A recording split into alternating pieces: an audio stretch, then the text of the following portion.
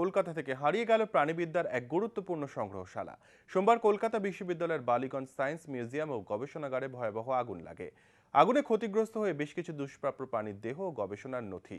হতাশ পড়ুয়া ও শিক্ষক শিক্ষিকারা। 6 বছর হলো নতুন করে সাজানোর কাজ চলছিল মিউজিয়ামের। দায়িত্ব নিয়েছিলেন অধ্যাপিকা এনা রায় ব্যানার্জি।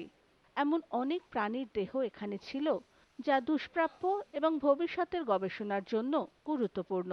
সম্প্রতি মিউজিয়াম নিয়ে এক তথ্যচিত্র তৈরি করিয়েছিলেন তিনি। এখন সবই স্রেফ স্মৃতি। মূল্যবান ও গুরুত্বপূর্ণ মিউজিয়ামটি এখন ধ্বংসস্তূপ। রেড প্যান্ডা তিনটে একদম নেই। সাপ একটা দেখলাম, গোখরো সাপ একটা খালি মাথা তুলে আছে। একটা তিমি মাছের মাথা দেখলাম রয়েছে। এবারে যেগুলো চলে গিয়েছে, দেখুন এইগুলো খুব একদম রেয়ার অবলুপ্ত প্রাণীও কিছু আছে, কমন প্রাণীও কিছু আছে, কিন্তু যেগুলো কমন প্রাণী সেগুলোরও 100 থেকে 150 বছর বয়স। তার মানে তাদের ফ্লেশের মধ্যে, তাদের অর্গ্যানিক রিমেন্সের মধ্যে they tell the story of a younger earth. পৃথিবী তখন কেমন ছিল, আমরা জিন ক্লাস্টারিং স্টাডিজ করে বুঝতে পারি যে তখনকার এনভায়রনমেন্ট কীরকম ছিল। এবার তার ভেতর থেকে যতটুকু আমি স্যালভেজ করতে পারবো, ইনট্যাক্ট জন্তুটা না থাকলেও যতটুকু পারবো সেটুকু থাকবে। গেছে, আমি বলছি একটা মার্মোসেট গেছে, একটা প্যাঙ্গোলিনটা যেন কীরকম বেঁচে আছে, মানে এইগুলো একটা লেসেন যে ফায়ারে ওরা রেজিস্ট করতে পারে নিজেদেরকে। একটা জয়েন্ট স্কুইরেল ছিল, সেইটার খালি চোখটা একটু বেঁচে আছে। আমার প্ল্যাটানিস্টাটা পুরো নষ্ট, জুভেনাইল যে প্ল্যাটানিস্টা সেটা নষ্ট।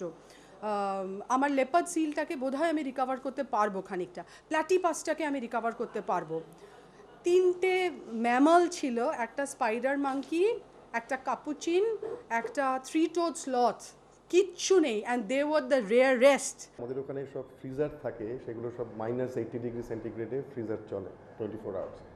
এবং সেখানে আমাদের সমস্ত যে বায়োলজিক্যাল যে সমস্ত স্পেসিমেন, ধরুন লাইফ টিস্যু, সেল ইত্যাদি, সেগুলো সেখানে রাখা থাকে, বা অর্গানিজম যেগুলো সেগুলো রাখা থাকে।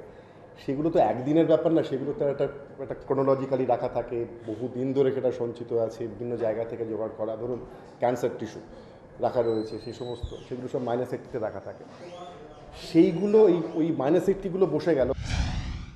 শুধু মিউজিয়ামই নয়, ক্ষতি হয়েছে পাশের 3টি গবেষণাগারের। স্বাভাবিকভাবেই এখন সমস্যায় গবেষণারত ছাত্রছাত্রীরা।